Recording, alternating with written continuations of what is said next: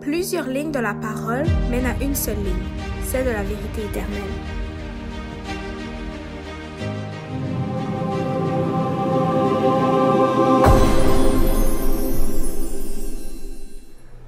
Donc, bonjour à tous et bienvenue aujourd'hui à cette leçon.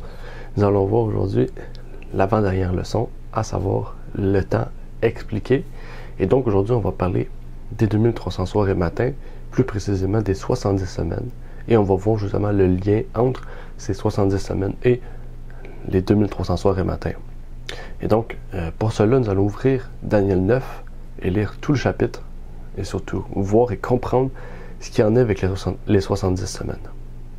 Je vous prie de prendre votre guide de l'école de sabbat et votre Bible en main pour que nous puissions ouvrir et comprendre ce que la Bible veut nous révéler à ce sujet.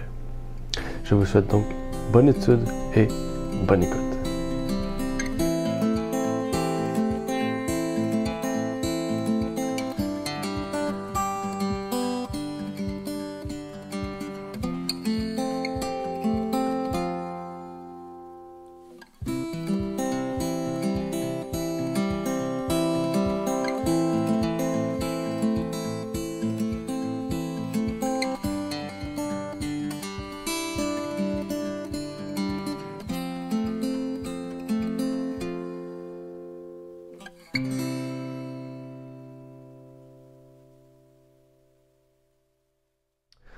Donc, bonjour à tout le monde. Aujourd'hui, nous allons parler de l'avant-dernière leçon du livre de Daniel. Donc, comme je l'ai dit la dernière fois, nous n'allons pas tout voir dans ce livre de Daniel, mais nous allons voir les gros points importants de ce livre. Et donc, il va nous rester une leçon après celle-ci. La dernière leçon va concerner tous les autres chapitres, donc le 10, le 11 et le 12, englobent ensemble. Ça sera vraiment un gros résumé pour nous parler des temps de la fin, puisque le chapitre 10, 11 et 12 nous concernent plus particulièrement. Et donc, je vous prie de pouvoir la faire.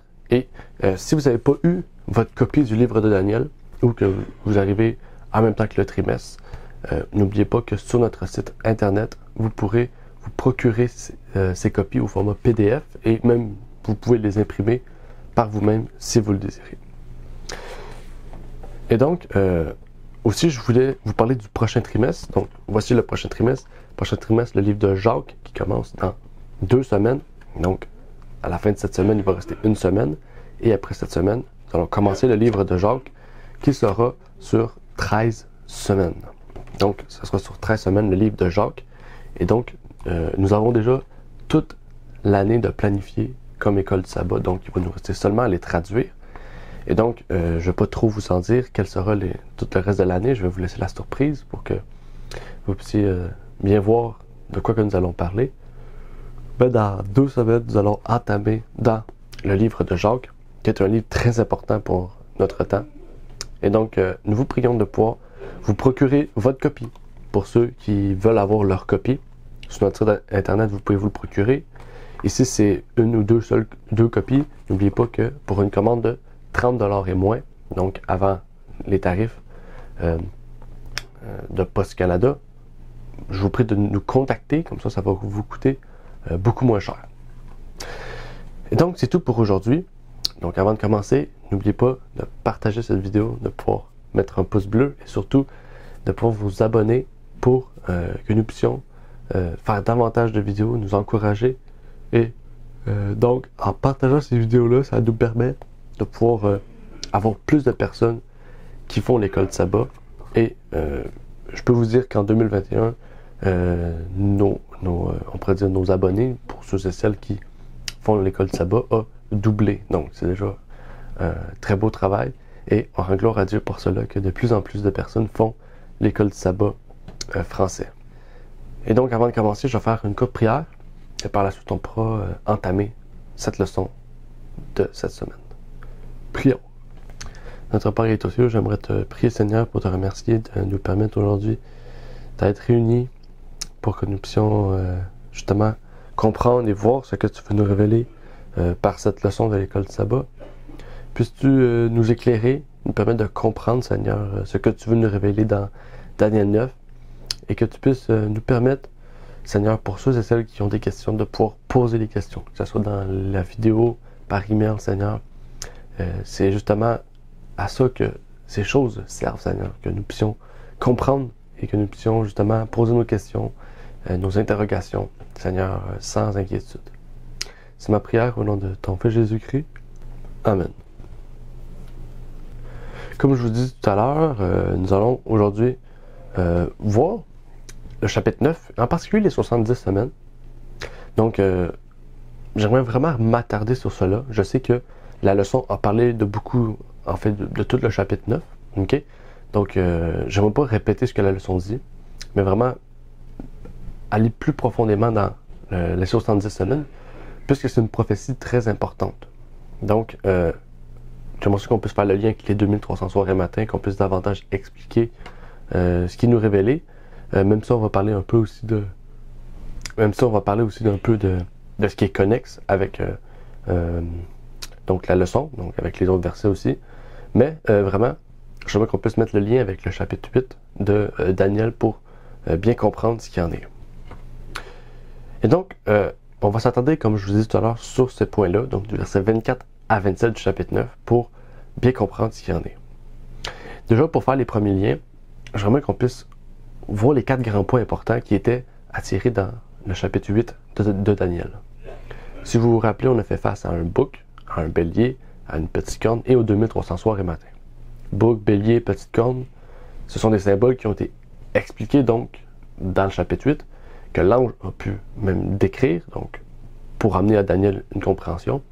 Mais quand l'ange a essayé d'expliquer les 2300 soirs et matins, Daniel a été, on pourrait dire, si vous vous rappelez, il est tombé malade, il a essayé de comprendre ces choses, il n'a pas pu comprendre. Donc l'ange a arrêté d'expliquer la vision. Donc il n'a pas pu expliquer les 2300 soirs et matins. Et dans le chapitre 9, en fait, il n'explique pas directement les 2300 soirs et matins, mais il rentre plus profondément dans cette prophétie pour intégrer une autre prophétie liée avec les 2300 soirs et matins pour qu'on puisse comprendre donc le moment de départ. Parce que sans les 70 semaines, on n'aurait jamais pu savoir quels étaient les 2300 soirs et matins, quel était le point de départ. Mais grâce aux 70 semaines, donc que l'ange va expliquer à Daniel, on comprend tout de suite que l'ange met en liaison les 2300 soirs et matins et dans cette prophétie-là, il intègre une autre prophétie pour vraiment qu'on puisse comprendre ce qu'il y en est. Et donc, c'est ça qu'on va voir aujourd'hui. Au verset 24, on nous dit que les 70 semaines ont été fixées. Mais cela représente-t-il vraiment 70 semaines? Est-ce que c'est 70 semaines littérales? Donc, si vous pensez à 70 semaines littérales, c'est 1 an et quelques semaines. Parce qu'un an a 54 semaines. J'aimerais qu'on puisse lire ce que nous dit Uriah Smith à propos de ce verset-là, quand il est dit 70 semaines ont été fixées. Uriah Smith nous dit dans son livre sur l'Apocalypse, donc l'étude du livre de l'Apocalypse, comme suit. La parole fixée qui se trouve dans cette phrase est une traduction de l'hébreu nektak, qui est basée sur un radical primitif que Strong définit comme signifiant coupé, c'est-à-dire du sens figuré décrété, déterminé, ce dernier par implication.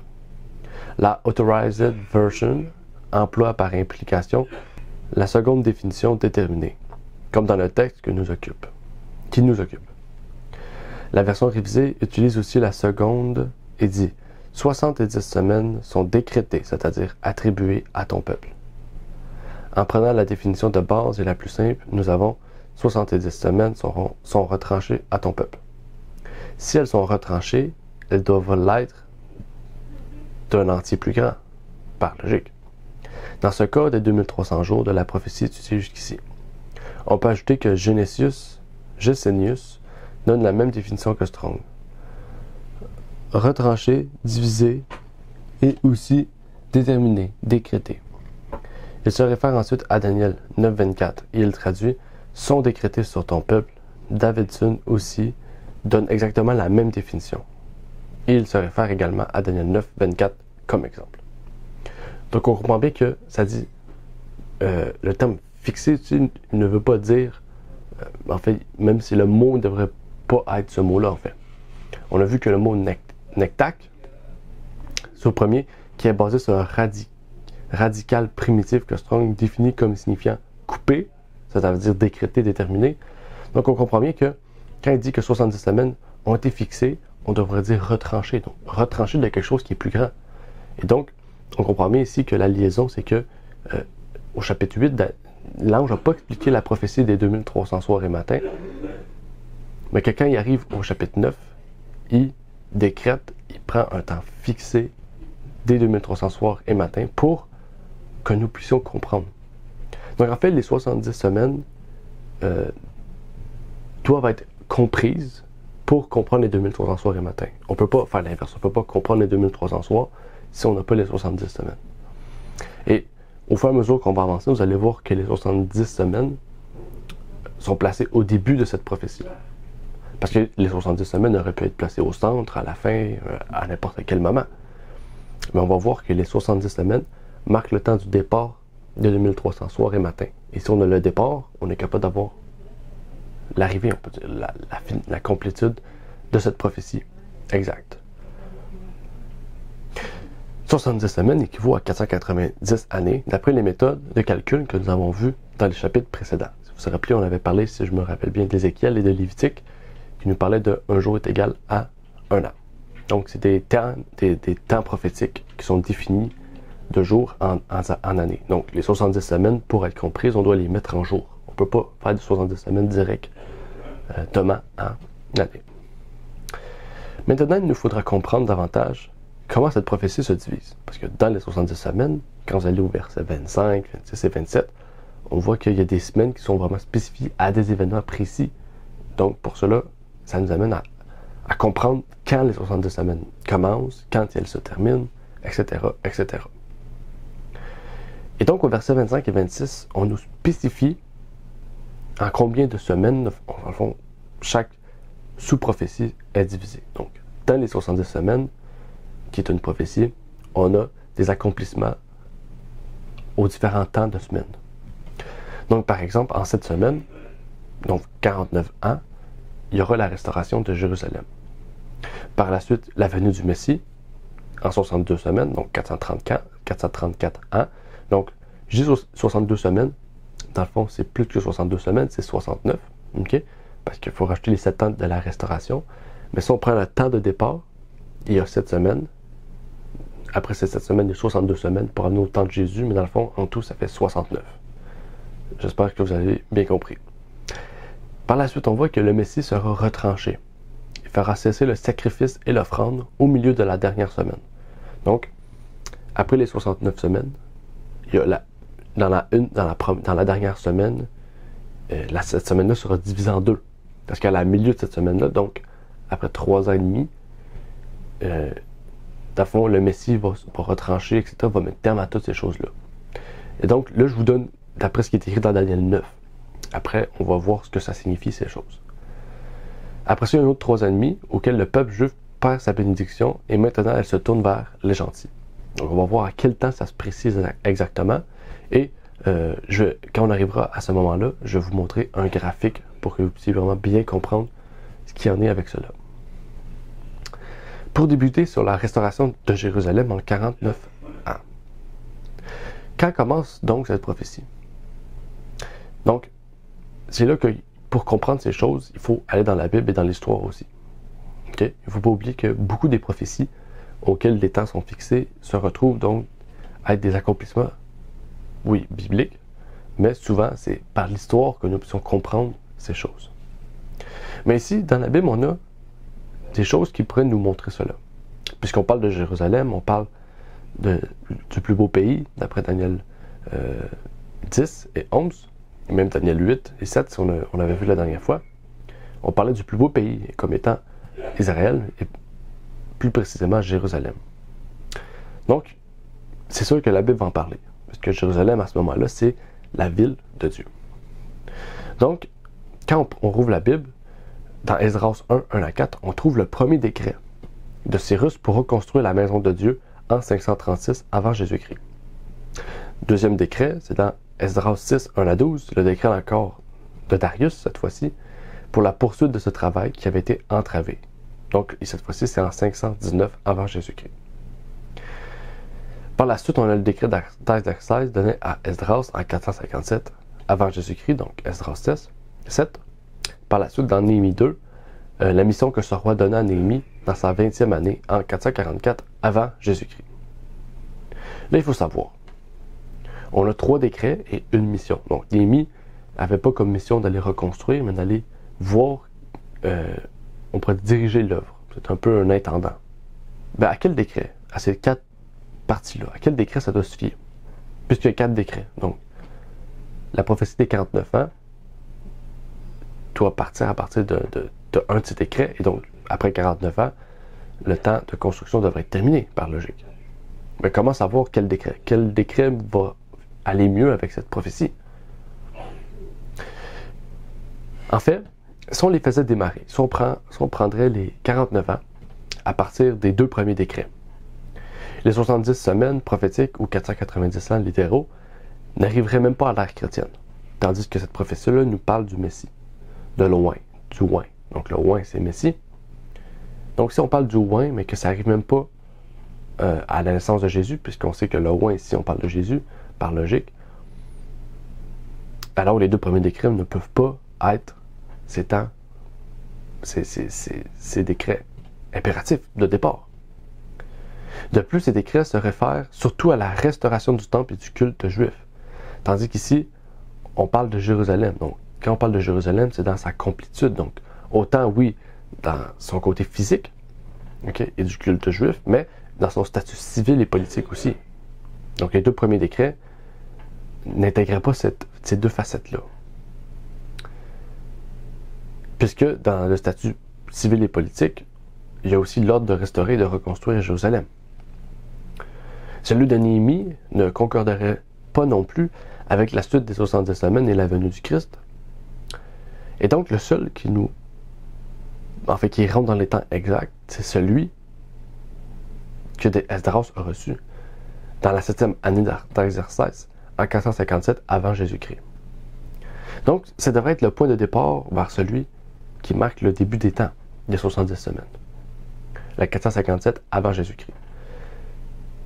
Okay? Donc, en fait, on voit ici, ça peut être quelque chose de biblique qui nous dit quel temps, mais il faut suivre la logique.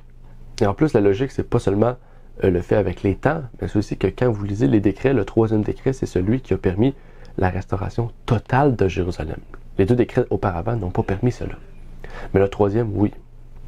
Et Néhémie, lui, était seulement venu observer la finalisation totale et le départ aussi. Si vous regardez Néhémie, on voit que Néhémie a repris des rois, donc ça veut dire que le côté civil et politique était déjà mis en place. Mais maintenant qu'on a la date de départ, il faudra avancer pour savoir, est-ce que Jésus en a parlé de cette prophétie-là? Ou est-ce qu'il y a eu une idée de ce qui est arrivé à cela? En fait, vous comprenez bien que après ces 7 semaines-là, si je ne me trompe pas de temps, après ces 7 semaines-là, ou ces 49 années, il y a 62 semaines. Après, il y a la dernière semaine. Donc, par logique, il y a 69 semaines qui doivent passer, et après, la dernière semaine. Mais ça nous amène où exactement? J'aimerais lire avec vous Luc 3, versets 21 et 22, qui nous dit comme suit. Or, comme tout le peuple se faisait baptiser, Jésus fut aussi baptisé. Et pendant qu'il priait, le ciel s'ouvrit, et le Saint-Esprit descendit sur lui sous une forme corporelle, comme une colombe. Et il vint une voix du ciel qui dit, « Tu es mon Fils bien-aimé, en qui j'ai pris plaisir. » Ce verset-là vient nous démontrer quelque chose d'important. Mais lisons un autre verset qui a été dit, en fait, très peu de temps après le baptême de Christ. Et c'est Christ qui parle encore une fois. Dans Marc 1, 14 et 15, il nous dit, « Or, après que Jésus eut été mis en prison, Jean eut été mis en prison, Jésus s'en alla en Galilée, prêchant l'évangile du royaume de Dieu et disant, « Le temps est accompli et le royaume de Dieu approche. Repentez-vous et croyez à l'évangile. » Le temps est accompli. Quel temps qu'il parlait ici? Par logique, il parlait d'un temps, donc c'est-à-dire d'une prophétie fixe, et non pas comme Jérémie, par exemple, auquel il nous dit le oint va se faire retrancher, le oint va se faire cracher dessus, etc., qui nous parle d'événements qui vont arriver au moment de Jésus. Mais quand il dit le temps est parti, on pourrait dire le temps est accompli, il parle bien d'une prophétie qui arrive à son accomplissement. Quelle prophétie nous parlait pas de la venue de Jésus, mais d'un temps fixe, on pourrait dire, après un certain temps. Okay? Parce que oui, il y a beaucoup de prophéties qui nous disent un roi va venir.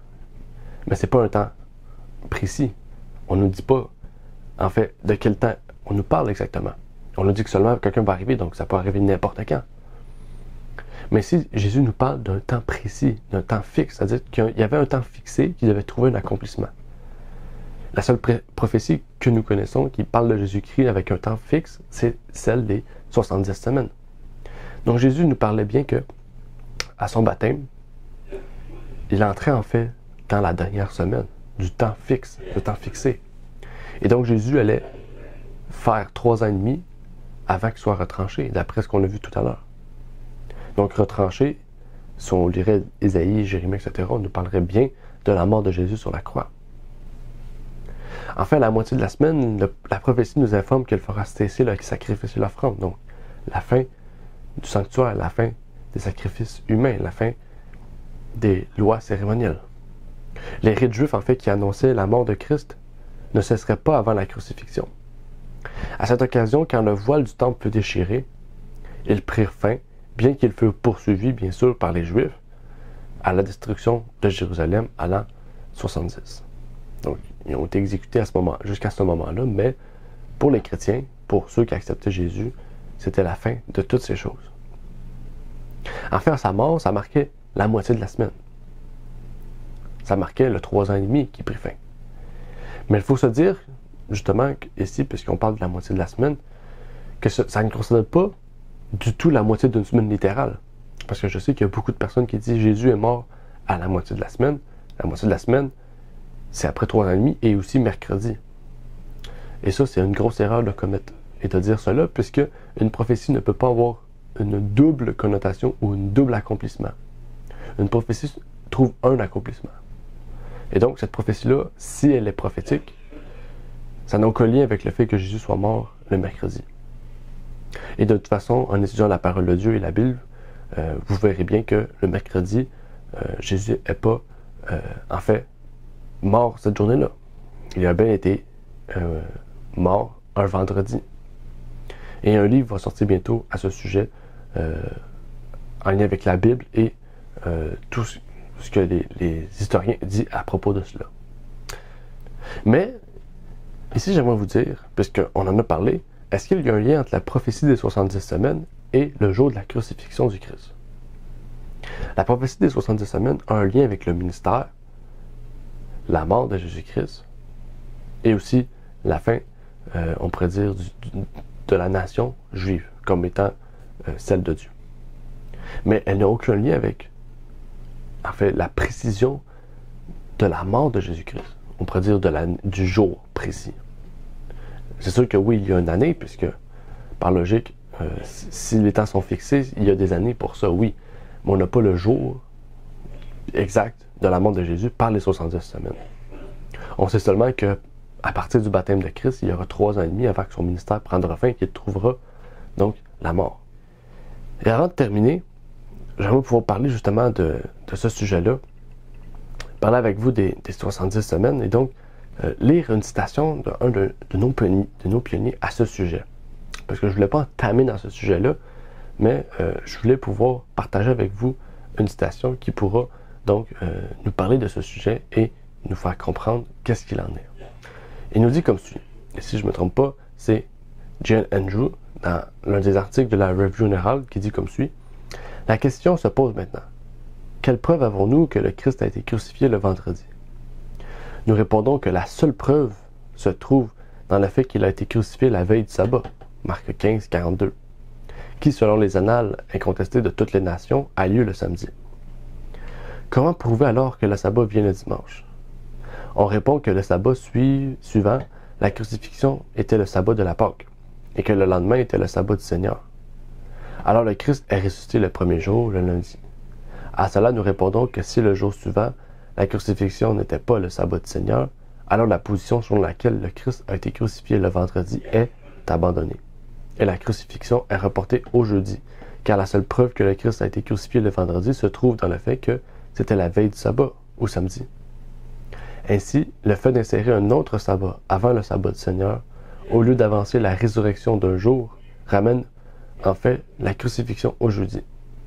Par conséquent, ceux qui prétendent que la période de 3 jours et 3 nuits est un temps complet doivent garder à l'esprit qu'au lieu d'avancer la résurrection et de modifier le calcul des jours de la semaine, ils reculent en fait la crucifixion d'un jour en insérant un jour entre celle-ci et le sabbat du Seigneur. Donc, il nous a bien dit en fait que la seule preuve qu'on a, c'est que c'était la veille du sabbat. Et la veille du sabbat, c'est le vendredi. Et donc, ça, c'est la seule preuve qu'on a, malgré que si on étudie le sujet plus en profondeur, il y aura plusieurs autres preuves. Et Pasteur Bella a fait même une prédication à ce sujet.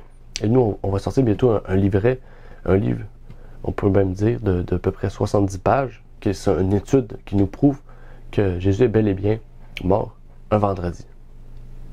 Donc, je ne vais pas m'avancer sur ce sujet-là, puisqu'on aura un livre exactement qui nous prouvera ce qu'il y a à dire à ce sujet.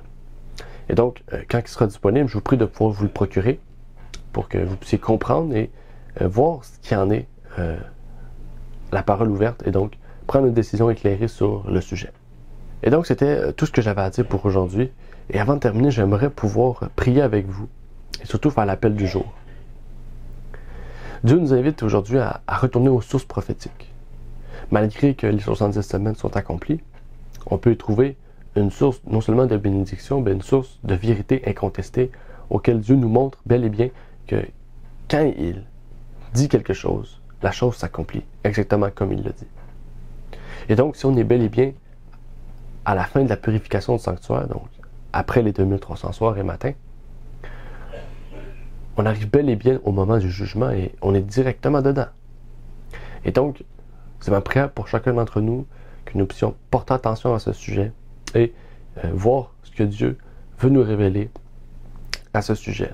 Et donc, je vous prie de continuer d'étudier, de persévérer dans la foi et surtout d'incliner la tête pour une courte prière avant de terminer.